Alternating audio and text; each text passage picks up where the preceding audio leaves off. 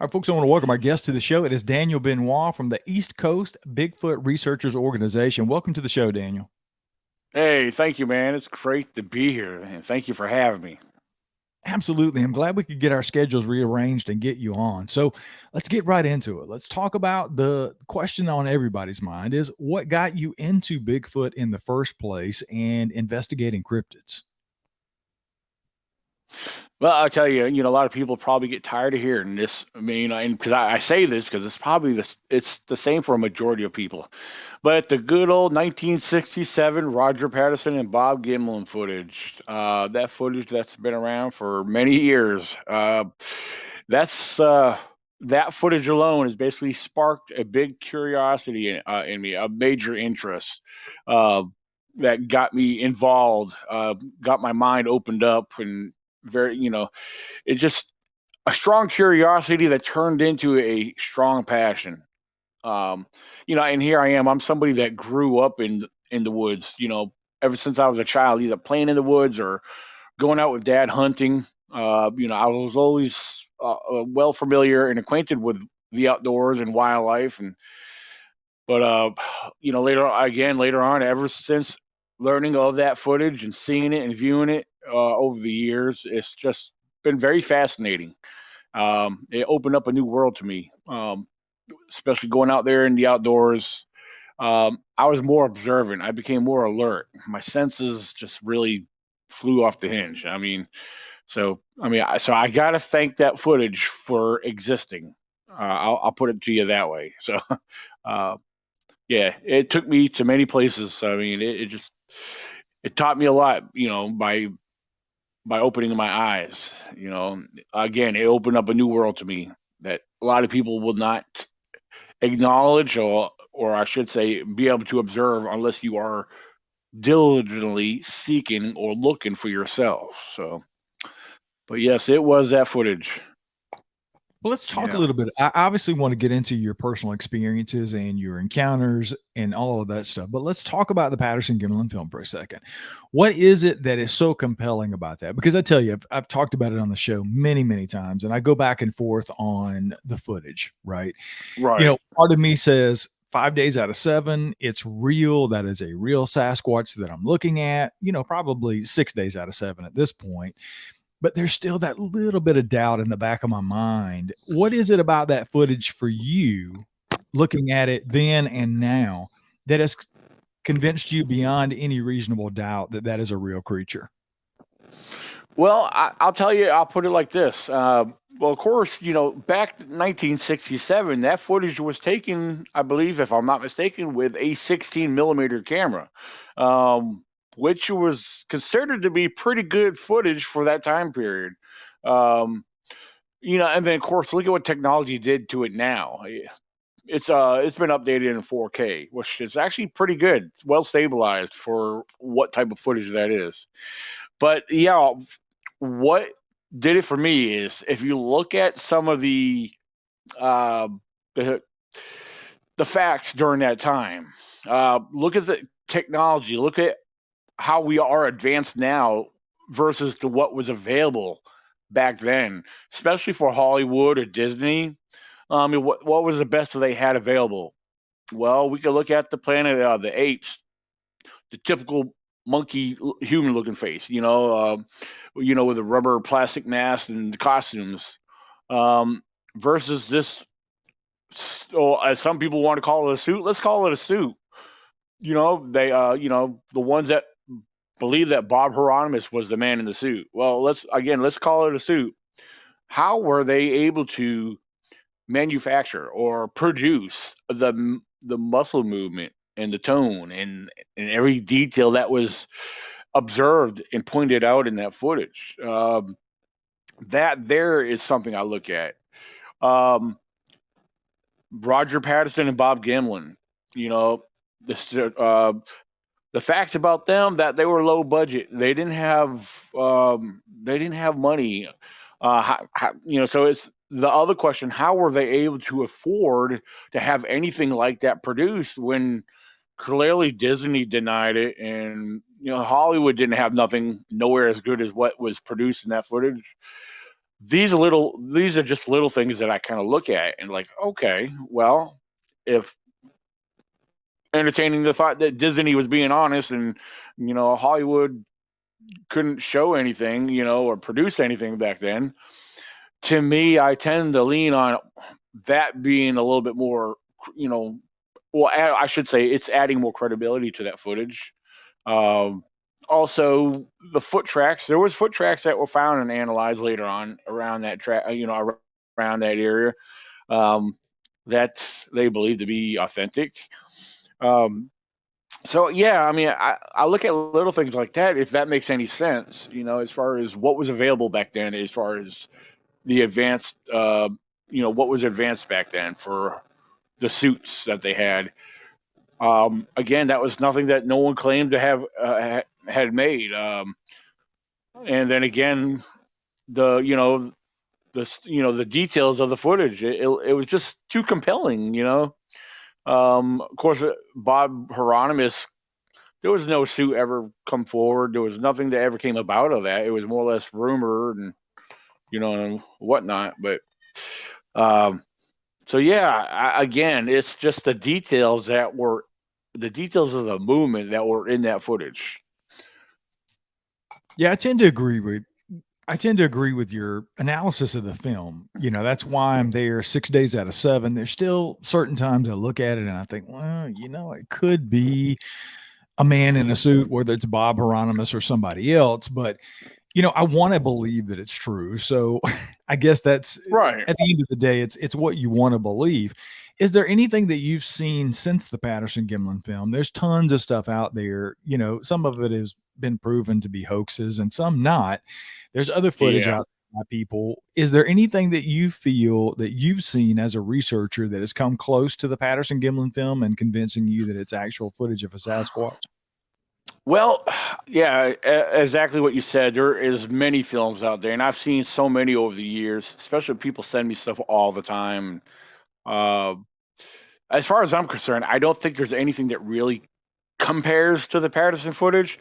However, there's some footage out there that I believe that should be considered or or taken into more consideration. I guess if I had to lean on one footage off the top of my head, would be the Freeman footage. Um, yes, it's a a little bit newer. It's a more modern video footage, but yes, it's a little grainy. um, but I don't know. I can't really say what it is about that one, but I honestly feel like there's some truth on that one. Um, I mean, I could be wrong. I'm not an expert, but that's just my honest opinion. I mean, again, I'm not afraid to be wrong either. but but yeah, I feel like that should need some more insight and more looking into. It's just with a lot of video footage today, you never hear about science getting involved and wanting to consider that. Oh, maybe this is real, But so, um, yeah, I mean, that was again thinking off the top of my head. I can't really think of. I mean, there's other video footages in my mind. I don't or can't think of what they're titled or who they are, but yeah, there's others. I mean, I see people sharing images, still shots from certain individual YouTube channels. Like, well, come on, that guy puts that same Bigfoot costume in every video he does, but people think it's the real deal, which is sad. But I'm not going to mention no names. I'm not here to bash nobody. So, but Well, I definitely appreciate that. And, I was talking to one yeah, of the listeners today of the show, and we were going back and forth on Instagram. And I've mentioned Todd Standing's footage a couple of times over the last few weeks, of course. And he's arguing that Todd's footage is 100% real. And he's challenging me on why I think it's not real. And right. that debate continues, obviously. But, he was challenging me on the fact that I said I thought one of Todd's videos was possibly real. And it's the one, I don't remember what number or whatever the case may be, but it's this purported Sasquatch that's running up this hill, basically running up this hill faster than somebody could run down it, which is to me something that really stuck out about the video. And I said on the show that I thought that was possibly real. And this guy's coming at me on Instagram saying, well, if one of the videos is fake, then they're all fake. And I'm like, no, that's not the way it works, dude. Because I believe there are tons of people out there, including Todd Standing, who have had real encounters with these things. I just don't believe that his videos are real. And I think that's a case, Right. I think that's the case for a lot of people in certain situations. I think they have real encounters and they may even catch real evidence on camera or real audio of these things making vocalizations and things like that, but it doesn't get the job done, so to speak. So they have to push the envelope. And one of the things, and you brought it up about the Patterson Gimlin film, and I want to talk a little bit about that, is I agree with you. In 1967, Bob Gimlin and Roger Patterson didn't have the funds to go out and create this hoax. I don't believe that, right? And that's one of Right. the Right. red herrings I think that gets thrown up about Todd Standing often is, and that was one of the points this guy was making online today is he doesn't have the money. He doesn't have the funds to build and make this animatronic head and, all these other things that have made these videos.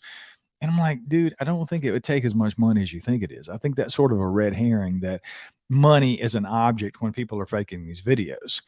Some of those Right. videos that he's posted are very basic. It looks like him in face paint or somebody in like black face paint, looking under this log or whatever the case may be. So, I always like to ask the question if there's anything else in there. And the Freeman film comes up quite often, but very rarely does anybody that I ever talk to say, yeah, I believe the Todd Standing stuff is real. And it's probably the best known footage and the most high quality sort of HD quality kind of film that we have of any purported Sasquatch. But at the same time, I think there's other people. Well, I know there's other people out there that have footage of these things that just haven't come forward. I talked to another Right. listener today who reached out and said he and his wife are thinking about coming on the show and sharing some of their encounters. And he told me that his next door neighbor says he's got tons of pictures of these things on trail cams in and around his property. Oh, And wow.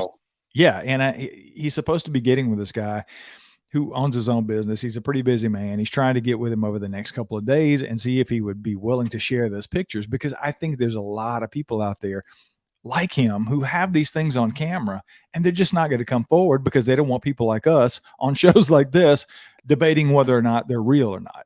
So I think that's Right. part of the problem, right? Right. I totally get that. Yeah.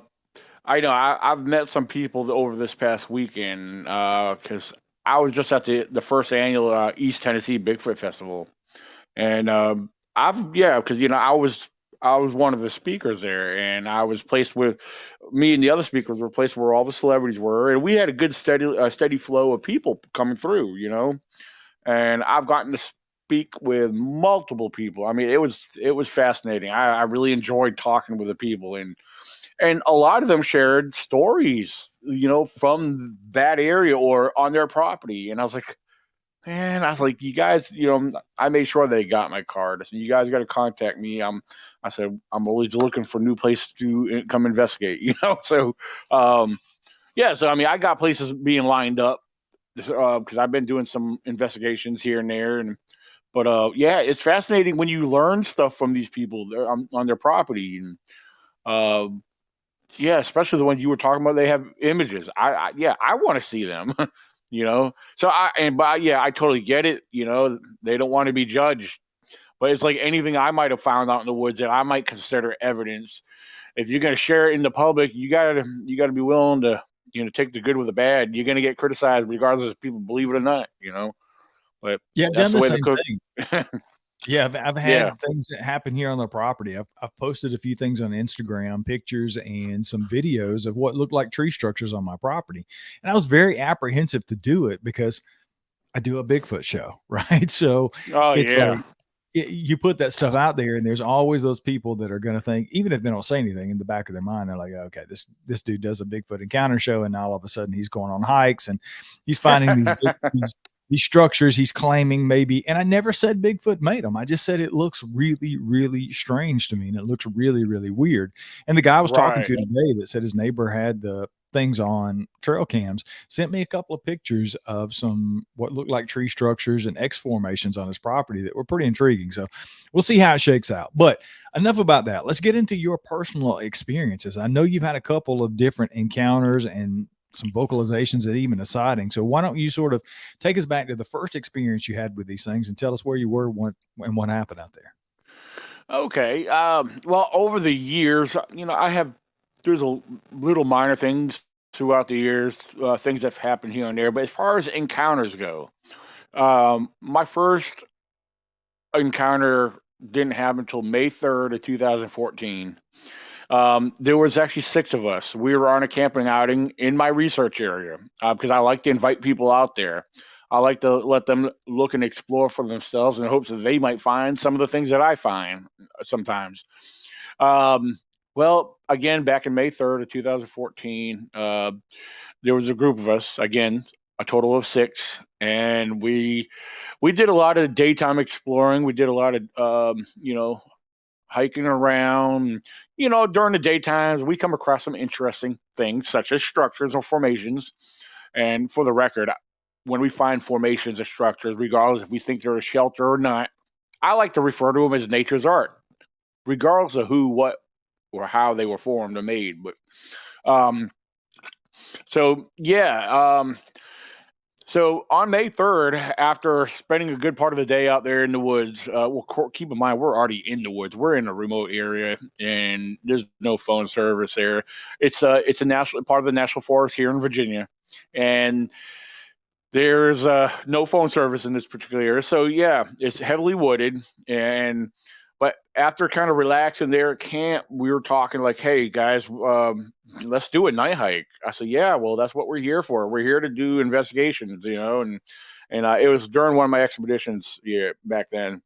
And so that evening, when we all, after eating and everything, we all geared up and set out on foot, and we decided let's walk the forest road down to the lake that's in the area.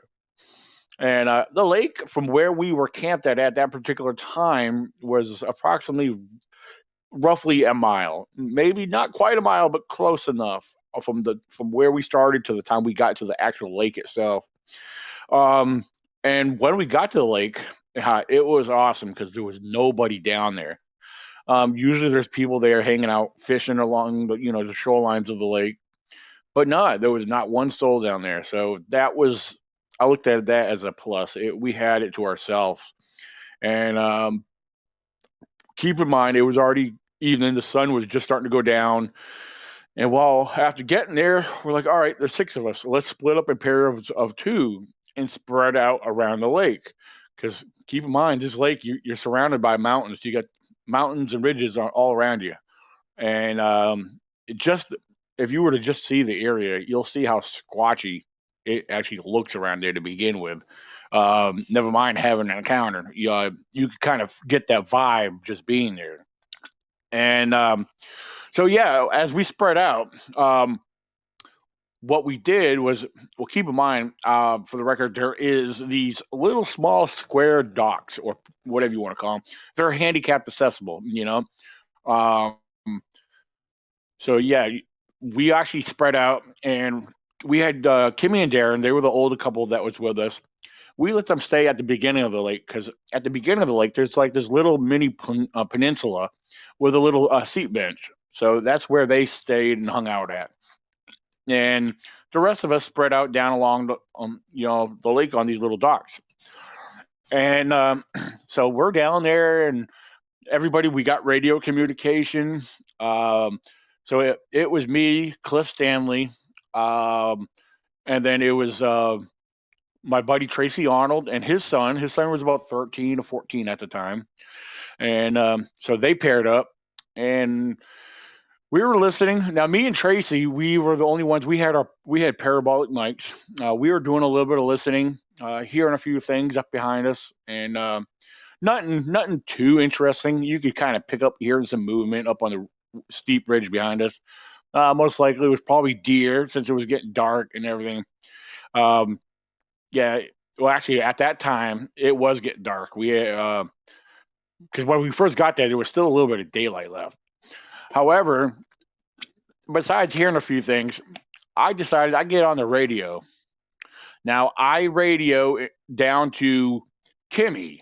Now keep in mind, I love telling this part of the story. I'm proud of Kimmy, and I know she's proud of it herself. But for anyone who is familiar and knows Bobo from Finding Bigfoot, his vocalization, Kimmy does an excellent female version of Bobo. That's what I like to tell people. She's good.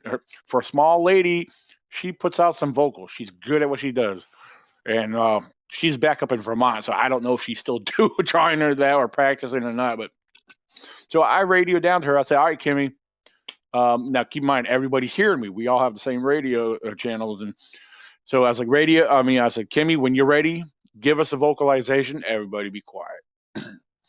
So there she goes. She gives off her vocalization. Then we go dead silent when we listen.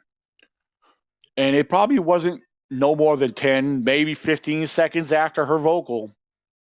Somewhere in the distance on the opposite ridge, we get a return vocal, which was like, oh, this is great. This is awesome. We got some kind of activity. We got something. Because the whole time besides hearing a few things through a parabolic mic, it wasn't really exciting. And we got that, vocal. And of course, it came across on the opposite ridge from where we were, from the side of the lake that we were on. So, okay, we got something. And then some time was going by, and we were still listening through our, parabolic mics. We were hearing a little bit more movement. It seemed like the movement up on the ridge behind us was starting to pick up. You could kind of almost make out like a limb snapping, stuff like that. Whatever was up there moving around, you could hear whatever it was stepping on. But it got to the point where Tracy got on the radio and was telling us, guys, talking about his son Elijah. Elijah's getting scared. He supposedly, they claim to have seen some eye shine up on the ridge where they were at, looking down at them. He claims it was red eye shine. Now, most likely he saw something up there with red eyes. I mean, reflecting off his headlamp.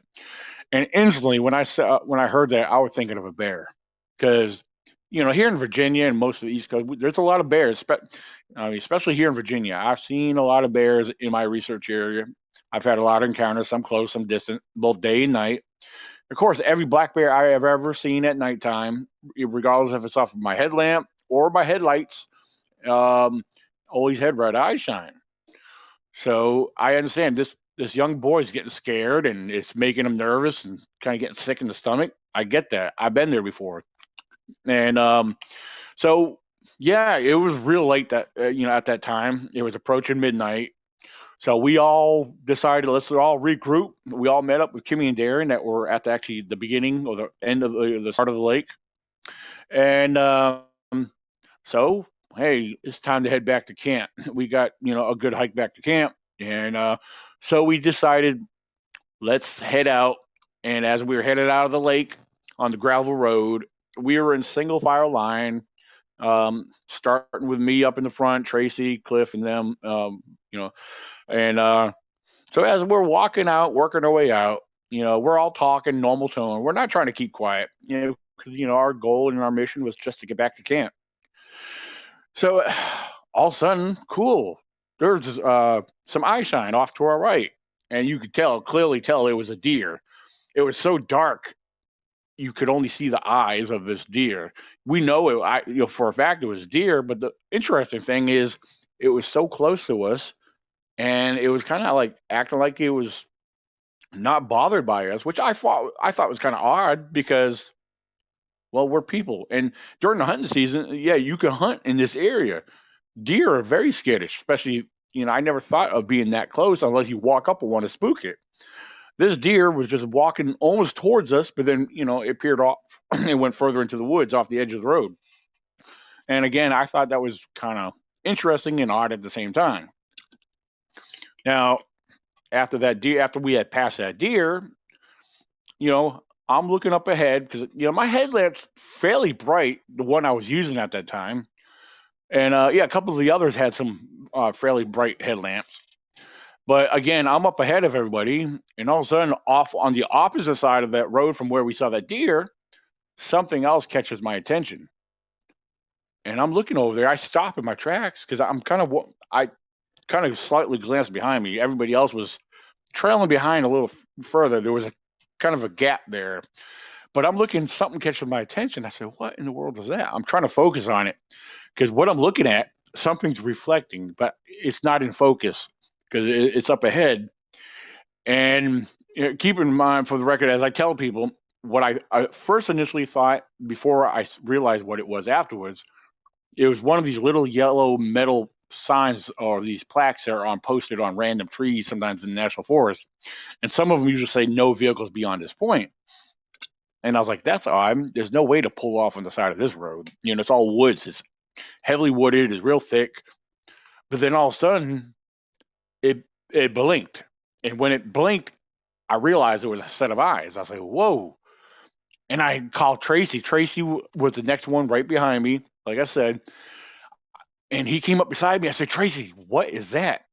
And what I said to him, I won't use the words I used at that time, but I said, Tracy, is that a flipping mountain lion?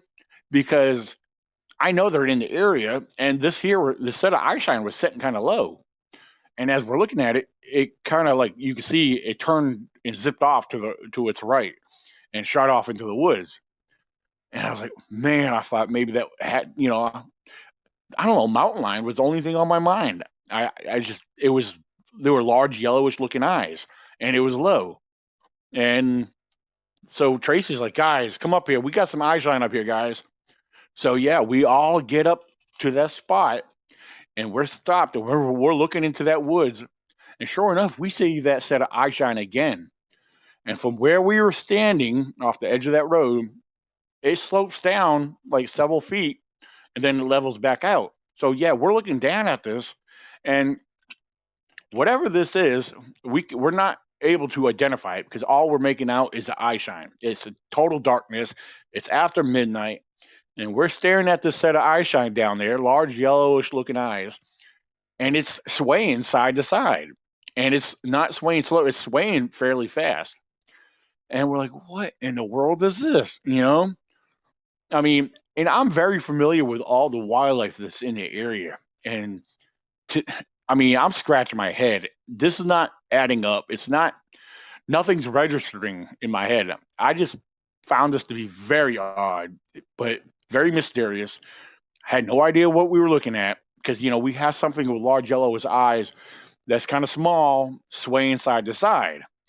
Yeah, even though we're looking down at it, you can still tell that it was small, And judging from what the height I was looking at, it's like, whatever this is around 4 feet tall. At least that's how it appeared. So, and after observing this, another set of eye shine about 4 to 5 feet to the right of this one, to its left, it would be to our right. Another set of eye shine that's about 2 feet taller than this one appeared. And we're looking at the same color eye shine, large yellowish eyes, and it wasn't making no movement, but you could tell that there were eyes because they blinked on occasion. They, I guess from our lights shining at it. And we're all seeing this at the same time. We're still seeing this small subject swaying side to side. Now we have the 6-foot subject standing there, just like 4 or 5 feet away, and occasionally blinking its eyes. And no, the thought of Bigfoot wasn't on my mind. That was the last thing that ever popped up in my mind. I'm trying to really figure this out because we're not seeing no physical details, nothing whatsoever. And while we're observing this, I'm trying to look around in the area. Like I said, it's hard to really see at nighttime in this spot because everything's so grown in. It's real thick in there. The trees, a lot of the bushes are real thick in there.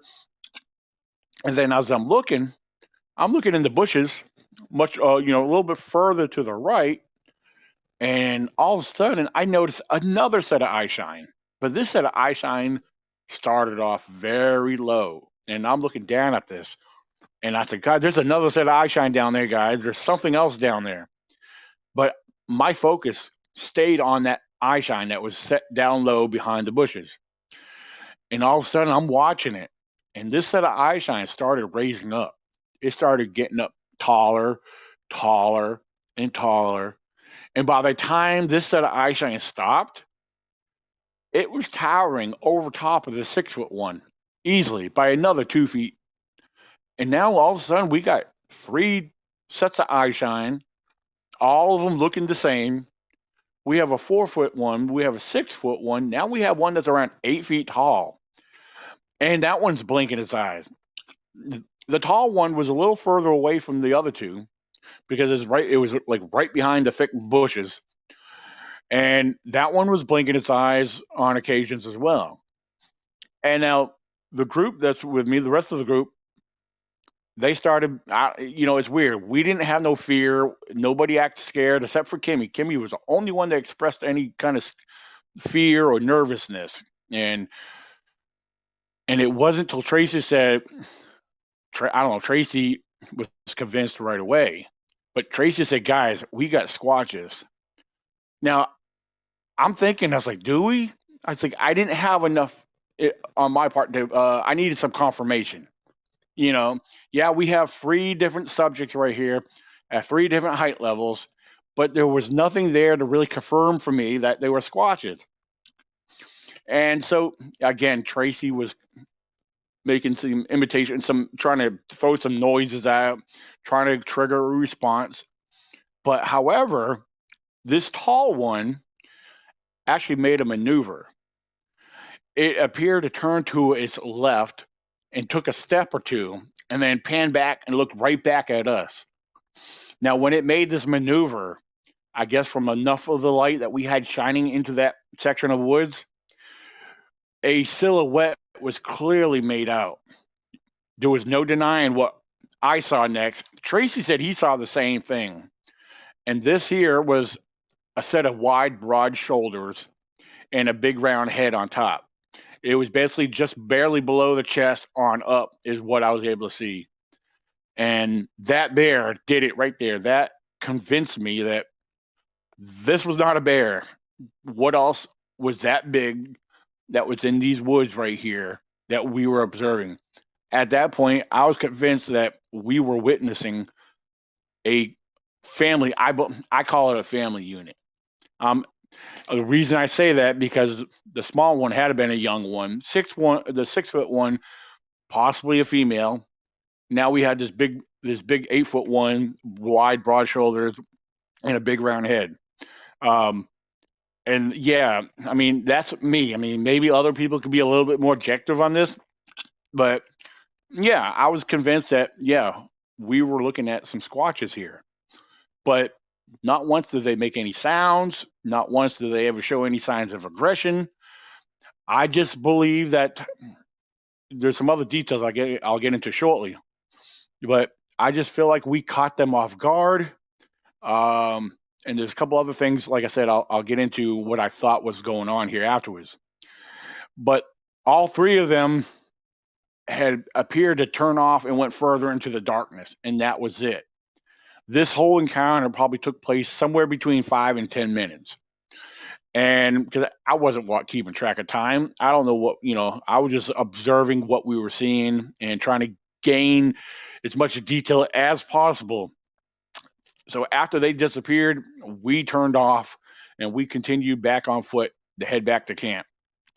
And of course, when we got back to camp, I guess everything kind of came back to us and we were like talking about it. We weren't even unpacking our gear yet. We were still talking about it.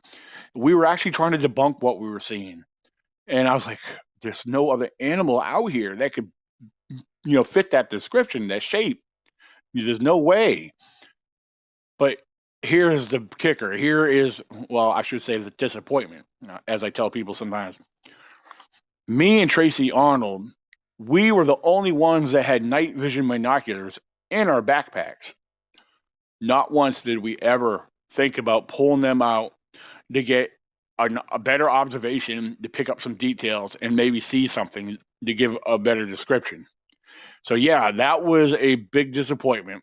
And I hear a lot of people say stuff like this. And for those who's never had an encounter or been in that situation, you don't realize when you're caught up in the moment, you don't think about what you should be doing, what you can be doing, you know.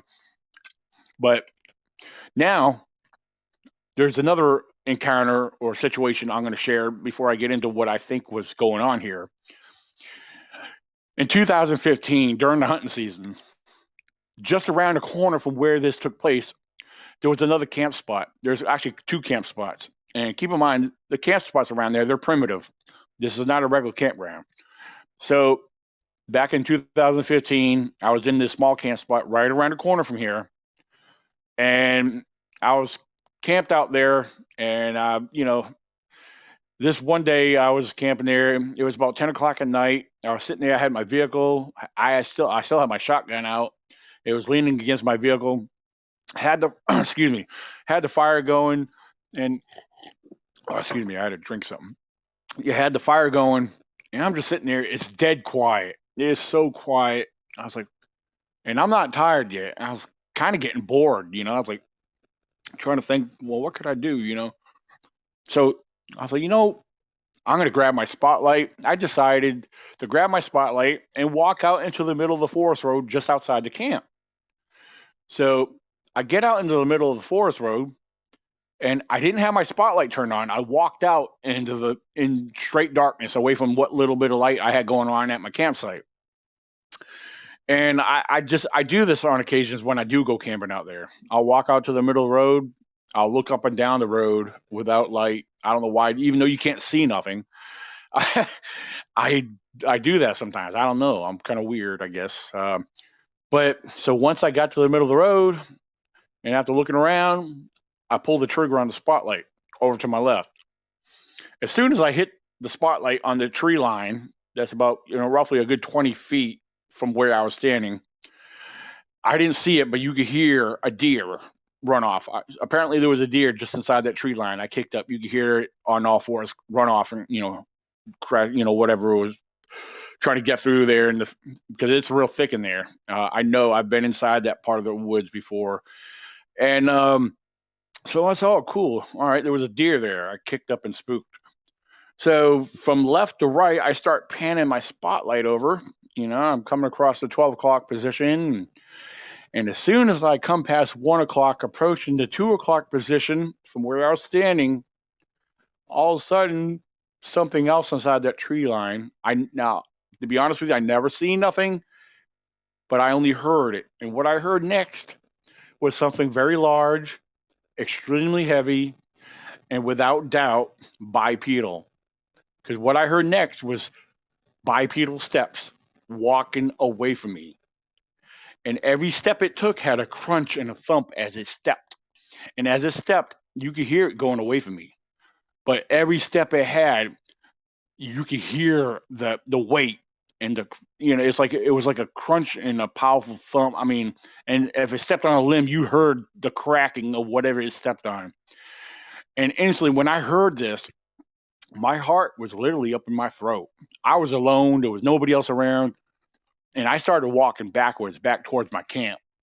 And I kept my spotlight shining on that wood, on that tree line. And as I reached down with my opposite hand, because I had my keys hooked to my belt loop, and I was pushing the button on my vehicle to make sure it was unlocked, because my first initial thought was, I'm going to have to jump in here and get out of here. But then I got back to camp, and when I got back there, my shotgun was already sitting out. I threw a couple more logs on the fire, and all of a sudden I just sat down in my chair. And then I started to relax. I started to calm down. And I was just thinking about what I just heard. I was like, if that was something that meant any harm to me, it could have came after me. But it went away from me.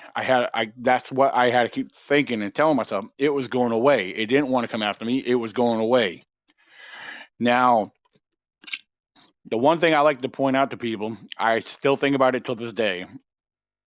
I don't know this for a fact, but this is what I feel. This is my honest opinion. With 2014 and 2015, Was it a coincidence that there was deer present, just prior to these two situations alone? It's believed, or people believe, that Bigfoot hunts and feeds off of deer, which I believe that it's a source of protein, and it's a available source of prey. Um, but I like to think, or I wonder, did I interrupt something? You know, because again, they were there present. The deer were present right before the encounter took place. I don't know. That's something I often think about. I don't know, but I want to believe that may have been possibly the case. But again, 2014 and 2015 both had deer present prior to having those experiences. So yeah, that's something I often think about. Um, but yeah, those are things I'll never forget.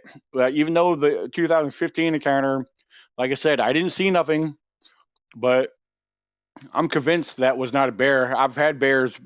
I woke up to bears behind my tent. I've seen bears real close. I know what they sound like on the ground when they walk. You know, they're very quiet, and but I'm convinced that this was something bipedal, very heavy and very large. And but I want to believe without doubt that it was a squatch, although I did not see what I heard. But so, but that's those are my two main stories right there. So I find it interesting that you brought up the deer because that happens in so many different encounter stories that I've heard on this show, I've heard off the air, I've heard on other shows, is the involvement of deer and these things chasing deer and finding deer hunters out and going in their deer stands and they're having these encounters with these things. I oh think yeah, there I think there may be something to that. I don't know what it is, right? I mean, we're all kind of shooting in the dark here, and everything we're talking about is really subjective about what we think or what we feel about these things. But I, like you, believe that there may be some sort of connection to these deer being present and then these things being present. I find it interesting when you're talking about the encounter where there was like 6 of you guys out on this expedition and you'd had some things going on and people are making noise and they're talking. It always fascinates me when it's like you walk up on these things and you scare them or you surprise them, right? It's almost right. they get caught with their pants down, so to speak. I think you even said it when you were telling the story. You felt like you walked up on these things and surprised them.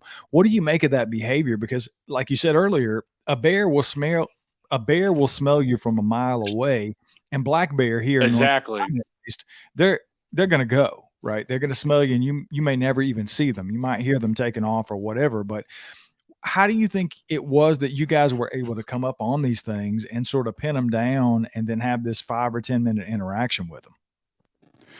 I often think about that myself because even though it was so dark, I mean, just prior to us seeing that, seeing that deer, we're talking at normal tone. We're not keeping quiet. I mean, I don't know. Perhaps they felt like they were, you know, hiding. They were in their natural habitat. They were camouflaged. And here's another thing too. For the record, I'll throw in there real quick because another thing I often think about is why did we not make out any physical details? Is that they had to have black hair or fur, where their black coloration may have been what it was that caused them to blend in with that darkness. Um, but yeah, I don't know what it is. Maybe they were curious enough to, well, hey, we're caught. Let's just hang out here. Don't move. But perhaps that small one that we first saw before we realized what we were seeing, like I said, is zipped off. Maybe its mother or somebody was able to communicate with it, like, get over here now, kind of deal, Um, but I don't know. I mean, it's very strange. Because since these situations, I've heard stories from hunters, different things. I've heard hunters up that were actually in their tree stand and in the same national forest, but in a different area, about 30, 40 miles away. Um, that happened many years ago. They've actually shared stories where they were in their tree stands, hearing all kinds of commotion or some kind of gibberish talk or what they thought was some kind of talk. And then actually end up seeing one come out of the thick brush, walk out almost in front of them and walk away from them. I've heard stuff like that from hunters. Actually, not entirely all that long ago. I mean, I've heard stories from hunters shooting deer, watching their deer drop, and by the time they get up to the area, especially if they shot their deer from a good distance, they get up to the area and their deer is like not on the ground no more. It's gone. Um, but yeah, as far as I don't know, my whole thing is I just think and believe that a lot of them are very curious. Um, because it's believed that they're watching you when you're in the woods. They know you're there. Um, so I don't know. I believe they're just curious individuals, curious beings. Subjects that are they may be interested in what we're doing there because that's their home. We're in their home. We're in their territory. Um, but again, any experiences I've ever had in my area, I never had anything that showed that they were aggressive, um, or whatsoever. Yes, like I've had a large rock thrown at me one time, but not in that area. That was in a whole different area, same national forest, but um, so I don't know. I just think I don't know. I just think they're curious. Again, but in the situation is like they could have. I think they could have disappeared. I think they could have like gone further away where we never had the encounter, but something kept them there. Again, I think maybe they thought they were well hidden. Because from the edge of the road from where they were, we estimated they were about a good 30 feet from us. You know, um, just outside that beam of light where we couldn't make out the physical details and features, but so curiosity is a big thing. Is something I believe that they have a lot of, you know, and but that in 2015, yeah, I mean that big one. Where I call it the big one, but even though I didn't see it, um, it wasn't visible, but it didn't want to stick around either. But I'm glad it didn't want to either. But by walking away like it did, it definitely made its presence known. So, um, and years later, I've had other things happen when I've had other people camping there. We've had big, powerful tree knocks that's happened at nighttime that alerted all of us because like I said, there were two camp spots over there, and we've had a small group camping out and dead quiet. We've had, like I said, wood on wood, powerful tree knocks. Like there was one time my father ended up camping out with us one time, and we weren't getting no activity whatsoever. It's been quiet. We've heard a few owls and stuff like that here and there, but yeah, because barred owls are very common out there. But I remember Dad had just gone in his tent one time, and he wasn't even in there 10 minutes, and then all of a sudden this big powerful tree knock right across from our camp in that same section of woods where the encounter took place was boom, and Dad came scurrying out of his tent. He's like, I heard that. you know and I was actually standing up almost slightly laughing and pointing in the direction where it came from. I was like, I told you. They're over there. That's like, I don't know, I believe it's their hunting grounds. But so yeah, sorry for rambling on, but yeah, I think that's I think they're curious. I think that's what they are, you know. So Well, if they're anything like us, they're definitely curious. I've heard that in so many different stories. You hear them looking into people's tents, you hear them looking into windows, watching television, or watching people in their homes. So I think a lot of that can be attributed to curiosity, certainly. We've mentioned it a couple of times. Let's talk about it real quick. Let's touch on the tree structures and the X formations and things that people are finding. Again, I was talking to this guy today who's having this activity on his family property, and that's one of the things they're finding. I found them here on our property, and other people find these things across the country and around the world, really. What do you think these tree structures or these formations that people are finding are? Do you think it's just all BS and we're all crazy and we've got Bigfoot on the brain and we're finding these natural tree formations in the woods and we're attributing it to Bigfoot, or do you think they're making them? And if they are, what are they? well, here's my stance on tree structures or formations. I love finding them.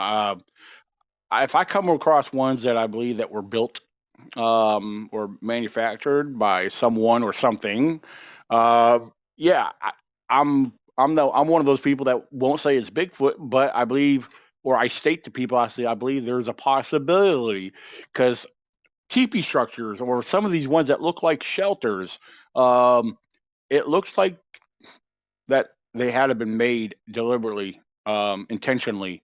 Um, yeah, in some cases, because I am very objective on a lot of these, people don't realize, especially with certain pine trees and ones that are formed with pine trees, and it doesn't necessarily have to be pine trees, but nature with weather. A lot of times, trees when they get blown over, sometimes they happen to fall and they catch together. Therefore, they create a formation. And certain tree breaks. I'm more objective with tree breaks more than anything, because people neglect a lot of what our known wildlife are known for doing. Bears are notorious for playing on trees and pushing them over, uprooting them. Bears could climb a tree, and especially if it's a smaller tree, if they get so far to the top, their weight's going to tumble over. If they're still holding on, uh, one thing that they do, people don't realize, but a bear will climb a tree if their weight's hanging over on one side.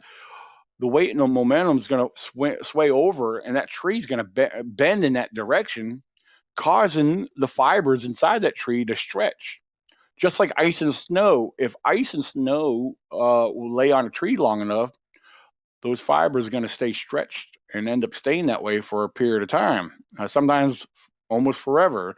Um, in some cases, on tree bends in general, sometimes over a period of time, trees will grow like that. Not necessarily grow, but a lot of trees will bend in the direction of the sunlight. Um, but yeah, so I'm very objective. There's a lot of other um, possibilities and others other instances or occurrences that are responsible for a lot of what we find. But again, when it comes to stuff like tree twist, when a tree is broken in a certain way that has clearly at the break where it's completely twisted in a corkscrew formation, those ones there, I tend to believe, okay, something was really mangling this. Something was really getting to this. Um, Now, some trees, larger trees that are broke and bent over, you'll see a twist in some of the breaks. On your much heavier trees, a lot of times a tree will break, and as it's falling, it has a twist as it's falling, and therefore at the break, it'll appear to be twisted. Here's another thing: a lot of people do not know about trees, and in a lot of trees, inside what you don't see on the inside versus the outside, the fibers grow in a twisted spiral formation. So when trees do break or get broke, they'll have a twist in them. You'll see the twist. So again, a lot of people don't realize a lot of trees have a spiral twisted fibers in the grains and fibers inside the tree. So yeah, it's easily to see a twist in a lot of tree breaks. Um, So that's something people need to keep in mind and learn to be a little bit more objective about, and stop giving Bigfoot credit for everything they point at in the woods, you know. But again, I love to be objective on this, because it's important. You want to be able to rule out, but yeah, you always want to consider the other possibilities and try your best to rule out. Um, so yeah, I'm not an expert on these things, but again, when I find certain tree breaks, formations, and structures, I always say it's the possibility that, hey, maybe Bigfoot did do this. Yeah, there's a lot of it I want to believe that Bigfoot did, just like everyone else does. But in the words of Les Stroud, I'll never forget these words when I heard him say this on one of his episodes. And ever since I heard this, it stuck with me, and I share it to people. Don't fall prey to deception. So, in other words, don't be gullible. So I'll never forget those words. As far as I'm concerned, those are very wise words from Les Stroud. So yeah, I have to make sure I give him credit, because those were his words. But Very yeah, good. that's how I stand on a lot of it. Very good advice. And I appreciate you. Obviously, it's all subjective, but I like to get people who are out in the field and actually investigating this stuff. I like to get your opinion on those things because I have my personal opinions on it. And it's like everybody else, it doesn't really mean a whole lot unless you're out boots on the ground and you're seeing this stuff over and over again. And it's at the end of the day, I think it's very important, like you said, to keep an open mind, but also understand that everything that happens in the woods is not caused by Bigfoot, right? Right. Oh yeah. So Now let's get to. there's. Oh, I'm sorry. No, go ahead. Oh no, I was just gonna make mention. Now, I photograph a lot of interesting findings when it comes to structures and formations. Now, there's some out there I got pictures of that you could clearly see, and you'll know when you find these. You could clearly see and say without doubt that okay, well, this wasn't done by weather. This wasn't done by a bear. There again, there are certain formations I have um, teepees, or I shouldn't like teepees, yeah, teepee type structures. And those, I have pictures of them. And you could clearly say somebody or something with opposable thumbs have created these. If a person is creating some of these, like why, for what reason? They don't look like they, like I know hunters, like I can take you through the woods and show you ground blinds that hunters have made, and some of them look interesting, but you could clearly tell that they're ground blinds from turkey hunters and even other deer hunters. But some of these formations I come across, they're made with pretty heavy pieces of wood or logs and trees. So yeah, I do believe there's something. Somebody or something is making some of these intentionally. So, but yeah, I just wanted to throw that out there real quick. Well, let's talk about the ECBRO, the East Coast Bigfoot Researchers Organization. Talk a little bit about how that came to be, what caused you to form the group, and what are you guys out there doing currently?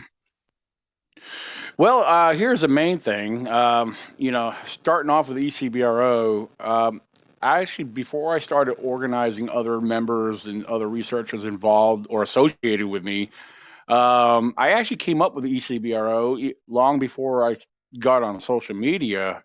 Um, yeah, because when I was out there doing my own exploring and trying to gather up what information I was able to.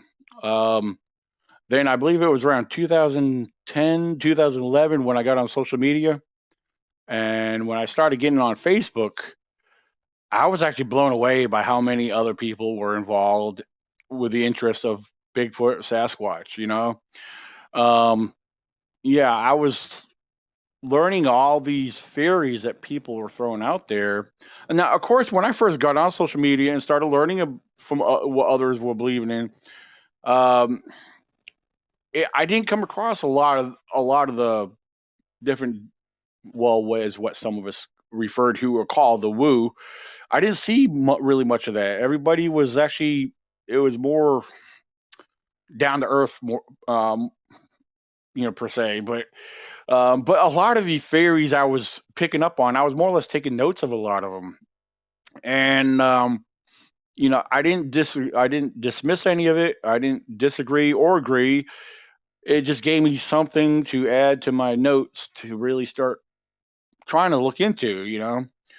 And so as I started slowly sharing some of my findings and what I was doing, yeah, I started, of course, as everybody does when they start on Facebook or some kind of social media network, you start gaining more friends, and then you get followers and people like, you start asking questions and learning about people in areas, and then yeah, we have people associated with the ECBRO.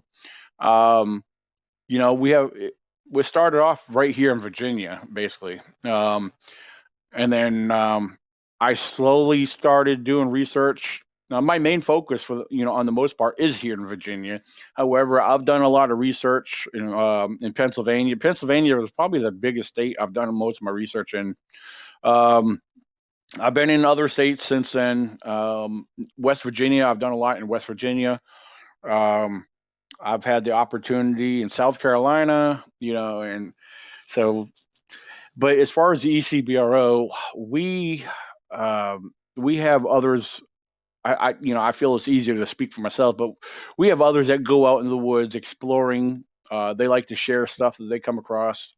They'll share pictures and stuff, or if they learn about a sighting or an encounter in that area, they'll share it with the rest of us. Vice versa, I do the same with them. I usually make it public anyway. There's a lot of information. If I learn something, I tend to post it in our ECBRO Facebook page or group.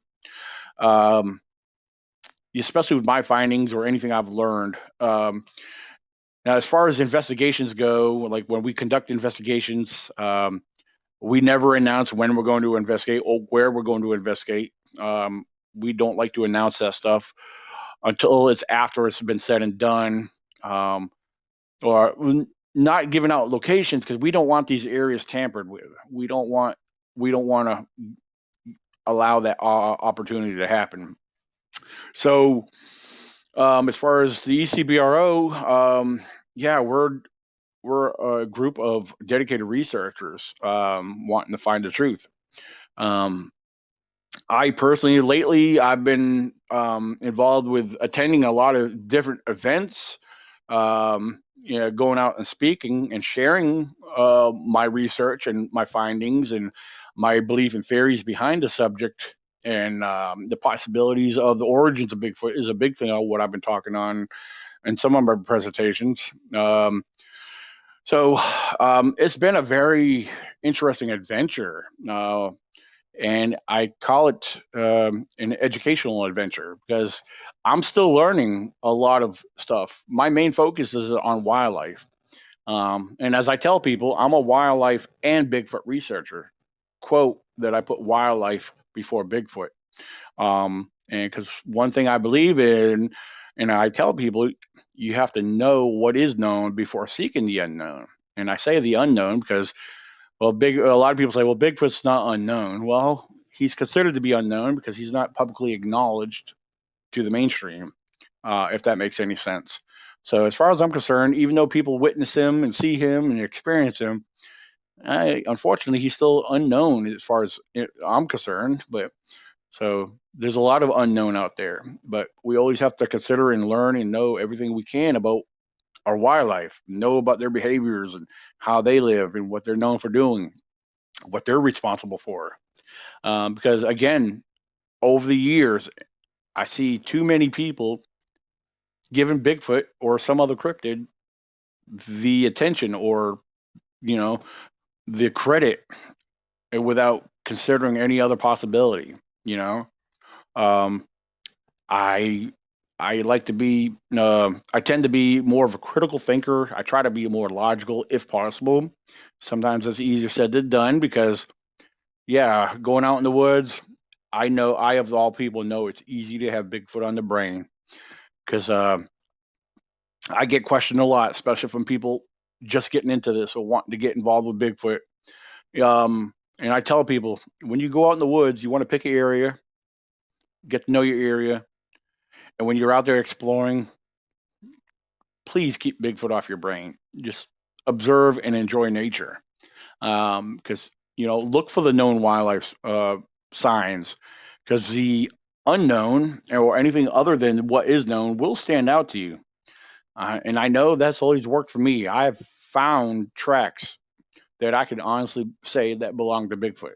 Um, it doesn't happen overnight. It may not happen for years, but you'll find things. They're out there. If it's an active area, trust me, you'll definitely notice things. So, um, but yeah, again, we're a group of dedicated researchers. We do what we can. We're not no experts in the field, but I like to present things to people, my view, my opinions, my findings, and I let people, or I want people to be able to consider what I'm throwing out there and the possibilities, and maybe use that as a tool to draw your own conclusions.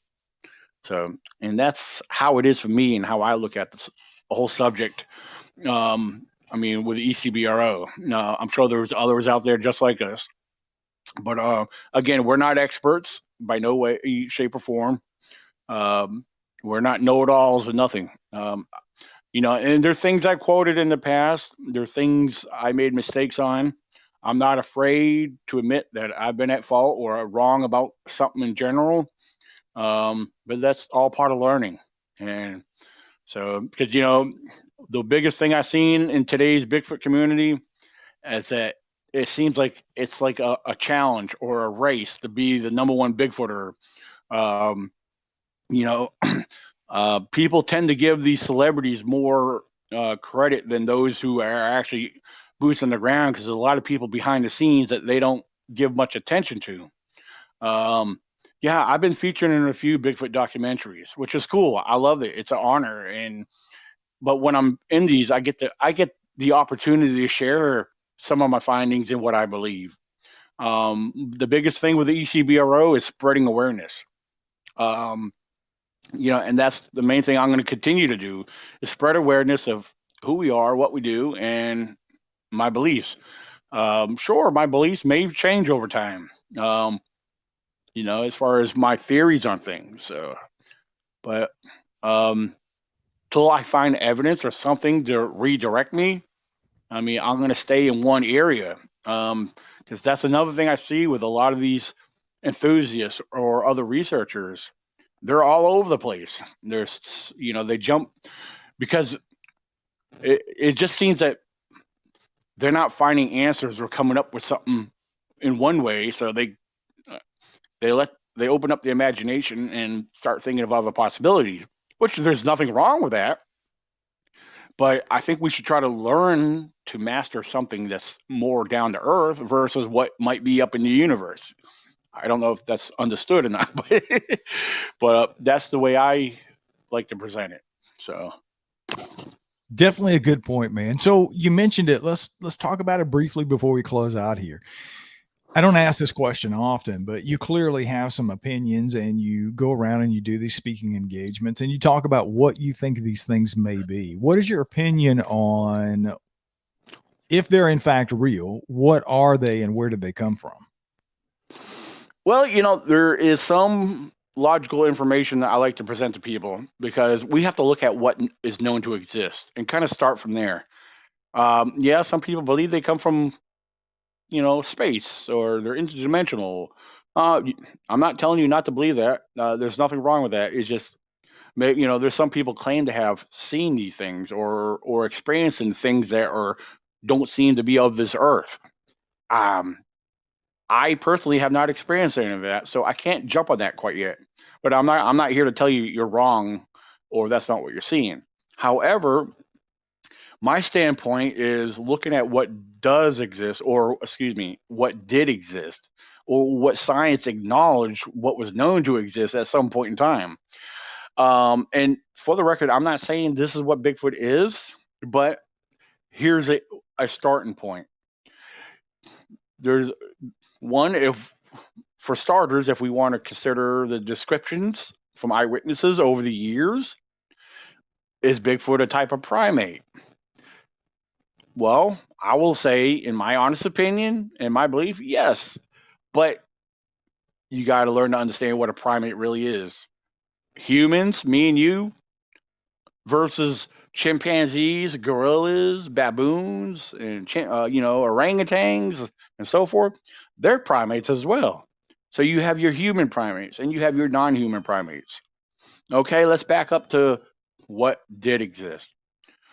Well, let's think of giant primates, Gigantopithecus. Of course, a lot of people say there's no way Bigfoot is a descendant of Gigantopithecus because he became extinct so many thousands, 100,000 years ago, blah, blah, blah. Well, okay. But so did so many other cryptids, but some are slowly coming back into existence. Um, Not again, I'm not going to get into those details or whatever, but I think people should consider that as a possibility, not the number one possibility. I just believe that primates over time adapt and change in their environment to survive. Uh, did they ever exist in the United States or North America? Well, their remains were never found here, but does it mean that they did not exist here? I mean, no. I mean, primates description of Bigfoot. type beings were found all across the world, in different continents and countries and whatnot. So why not consider that possibility here in North America? We've had so many different prehistoric dinosaur bones and whatnot. The discovery of the orangutans, there was only known to be two species to ever exist that science ever knew about. You got the Berean and the Sumatra, and then I don't have my notes with me, but then for many years, there were the only two species of orangutans that were ever known to exist. And then all of a sudden, this new species in 2017 comes along. Like science, like, wait a minute, we got this new species or strain of orangutan. Where in the world has this been hiding all these years? Yeah, they're rare. They're actually endangered, along with the other orangutans. But I like to present that as there's species among us that people don't know that we have here that just haven't been properly or yet to be discovered and acknowledged. So there's a lot of little factors that people need to wait, stop, take the time to look at these things and consider. So again, I like to present Gigantopithecus. There's a lot of factors. There's a lot of traits. I like to contribute and cross compare between Gigantopithecus and what the descriptions of Bigfoot is today. And I also like to do a comparison of our other known species of primates, our non-human primates. I do a cross comparison between them and what people give or contribute to Bigfoot.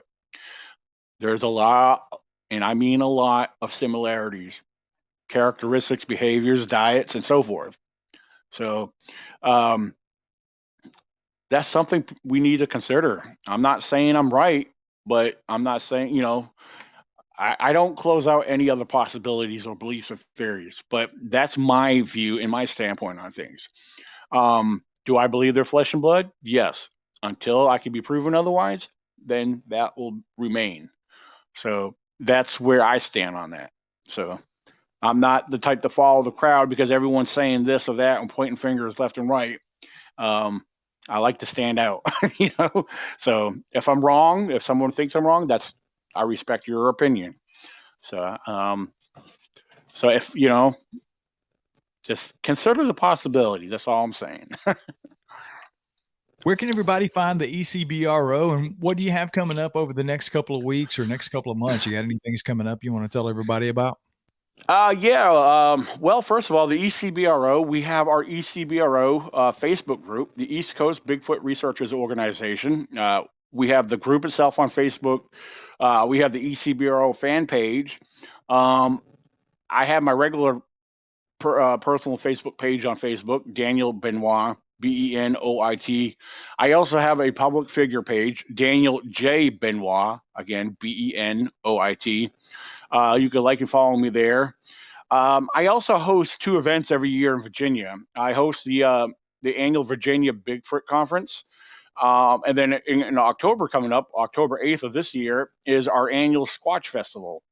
There is Facebook pages for both of those. Again, I just got done attending the East Tennessee Bigfoot Festival. It was their first annual event. I've been at a few other conventions earlier this year. September 24th in Salem, Virginia, at the Salem Civic Center.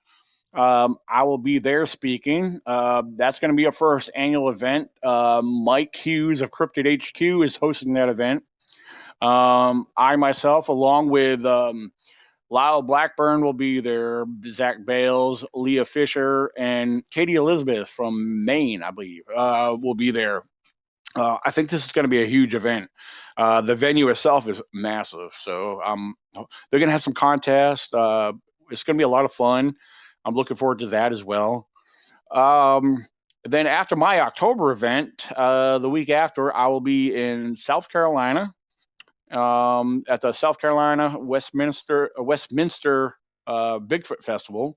That's the weekend of October 15th. Then there is a small convention. I've been attending some small conventions up in Pennsylvania, which has been very fun. So yeah, at the American Legion in Roscoe, Pennsylvania, I'm helping my buddy Ron Howes, who will be my MC for next June, my next June event in 2023. Yeah, he is a Air Force veteran, and I'm looking forward to helping him put that on. Um, and I will throw this out there, and my fiance, she attends more events than I do because she's a vendor, and that's actually how we met. um, but yeah, Broken Branch Designs, be on the lookout for them. They attend a lot of events. Um, and if you want to check out their merchandise, they sell everything Sasquatch. Go to brokenbranchdesignslllc.com. They have pretty much almost everything you could think of. They got great merchandise. They just put out a new design on their shirts because Jessica Mora, her brother Jeff, he's the artist behind everything that they do. So definitely check out their work. It's all original. None of it's like what, it's just awesome stuff. They do great work. So I definitely want to make sure I throw that out there as well. So yeah, I'm on Instagram, I'm on Twitter. I'm not hard to find. So, but yeah, feel free to check it out. I have the as far as the events go, you can check out www.vabigfootcon.com for all the information on our upcoming events here in Virginia. If you want learn a little bit more about me, you can go to ecbrofounder.com. I have yet to update that there with a couple of minor things, but you can learn a little bit more about me right there. So there's a couple Bigfoot documentaries that are already out. We've been selling the DVDs at events, but we have Elusive Legend, an ECBRO story. You could actually watch that on Tubi TV. We have Hunt for the Shawnee Sasquatch that was filmed out in Illinois. And then for those who may be familiar with Paraflix, it's like Netflix, but there is a new TV series coming to Paraflix. It's called Hometown Haunts. I was actually filmed for the first TV episode of that. It's titled The Beast of Elkhorn Lake. So that's coming soon. There is another documentary is coming out. It won't be available to 2023, and it's titled "I Believe in Bigfoot." I'm featured in that along with my good friend and fellow Bigfoot researcher Michael Cook. Ronald J. Moorhead is in that. David Becerra, and then many more. So I think that's going to be a really great film when that comes about. I've been sharing the trailer on that around. So